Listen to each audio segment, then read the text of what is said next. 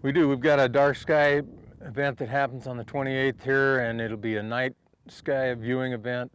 We've got telescopes for folks to use, and our folks that are leading that are very helpful, very knowledgeable. The ability to come and look at the stars while you're looking at the Pueblos and the missions is just, it's a fantastic night. It's a great place to do it. And are you going to have an astronomy club come to it? I don't believe we've got any group coming this time, but we do generally, we partner with the Albuquerque Astronomical Society. We also partner with Lake County out of Chicago. Wow. And a little bit of history on that, Lake County, our past superintendent, Glenn Fulfer, knew somebody in this astronomical society from Chicago, and about 36 years ago, when Halley's Comet was coming over, he called him up and said, hey, why don't you guys come out here and you can look at it from Quarai, or from Gran Quivira. And so the group came out, and they've been coming out every year since for the last 36 years, and have become a very strong partner. And they actually, when they come once a year, will put on an event as well. And that group actually helped us in developing our dark sky application, which is through the International Dark Sky Association. Before I got here, we had an acting superintendent by the name of Patrick Malone out of Region who came down, and this was a pet peeve of his, a pet project of his. And so he worked with the staff here, and they took the readings they needed for the dark sky light. They upgraded all of our lights so that it meets the standards of light going down, not up. And right after I got here, I was lucky enough to attend the very first dark sky event where we were an international dark sky park. But since Lake County had been coming out here every year, we've been doing dark sky events long before we were dark sky park. Oh, okay, that's very interesting. I also know that here on the, you're going to have a tour to the petroglyphs. Correct. Talk about that. Well, we've got it's about a half-mile hike, and it can only go ranger-led, and there's an incredible group of petroglyphs just down the trail here a ways. And people love going to take a look at that, and our staff loves taking that hike. And so when is that going to happen compared to? That'll happen during the daylight hours, and then they'll come back from that just around dusk, and then we'll get set up for the dark sky. And what is the times for the dark sky event, this whole event? I think we're going to start about 5 o'clock, and it goes to about 10. Okay. So it's nice to be able to bring people in after hours. Normally we close, and as a lot of people tell you, half the park is, the great time is at night, but we don't have the staff. We keep it closed for protection of the resource. So when we are able to bring visitors in for that, it's a great event. And this isn't the only ruins, right? Talk about you know, what the whole monument is about. Salinas Pueblo Missions is 3 different sites, and the first site that was part of the Park Service was in 1909, and that was the Gran Quivira National Monument. And that was one of the early monuments, like I say, it was formed in 1909. At that time, after that, Ábo here and Quarai to the north were state parks. And around 1980, the state and the feds got together and merged them into what is now Salinas Pueblo Missions National Monument. So we have 3 remote sites. All of them are Pueblo sites, ancient Pueblo sites that have 17th century Franciscan missions built on them and the ruins of those things. So it's a great history. It's a great story to tell of the interaction between the Pueblos and the Spanish and the missionaries, and there's a lot of great stories to tell on that. And then you have the headquarters. We do have our headquarters in Mountainair, which is our main administrative offices and our main visitor center, where we show our movie, a great movie. People love watching that movie. And so we've got 4 sites. We're about 1,100 acres. We're a small national monument, but really a big story and a great story to tell. What I like about coming out here for the night sky is that, I mean, like you have chocolates, you can get a picture of the sky with the ruins in the foreground. And I've also seen some wonderful pictures of the stars through the windows or the doors of the ruins, and you know, there's just so many different things you can do if you're an artist out here. So it's a great event, and we love it when people come. They enjoy it. Main thing to remember when you come out, obviously is we don't want to destroy your night vision so that you can see the nuances in the sky. So bring a red light, not a white light. And we always have red cellophane to put over a white light if we need to. But white headlights, you know, flashing in people's eyes, that doesn't work very well. So. Yeah. And then, of course, you might want to tell them how to dress, you know, because it could probably get cool here at night, right? Well, we're getting down into the 50s now. And we may even, this should warm up a little this weekend, but yeah, you'll definitely be in the 50s, probably in the low 50s, so dress accordingly. Yeah. Anything else you want to say? Come out and see this site. It's a great event. We're required under International Dark Sky rules to become a park. We have to do a minimum of 4 programs. We're doing anywhere from 6 to 10 programs a year. And we love doing them, and our staff loves doing them. So come on out.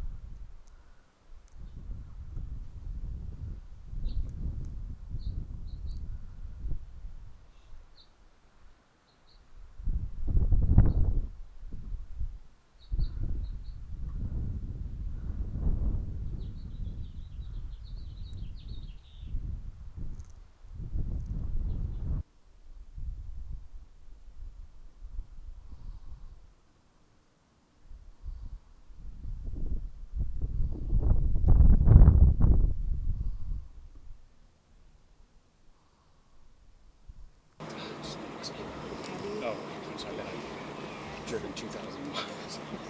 Good for you. Yeah. Had cattle through here this morning.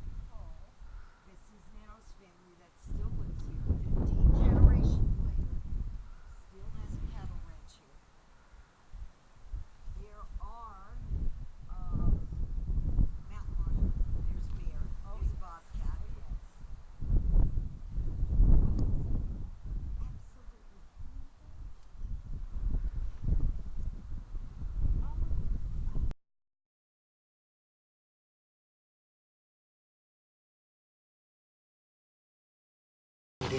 Okay, I'll try. You're very Okay. kind, though. So thank So you. without touching the scope, just get your eye closer and closer to this little light plumbing here. And should I use my glasses or not? Try with your glasses.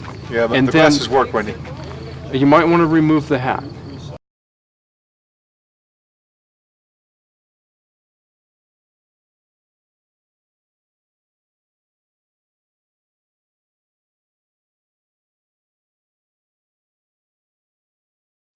have to worry about the Pueblo life, the politics, and then would become basically a man. So that was like the rite of passage.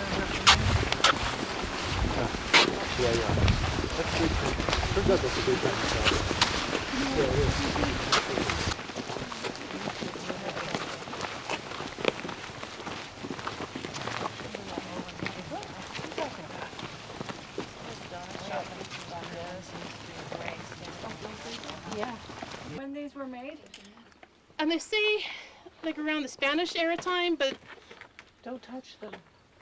but they also could be dated prior to. Stones? Yeah, man only clubs. Yeah, exactly.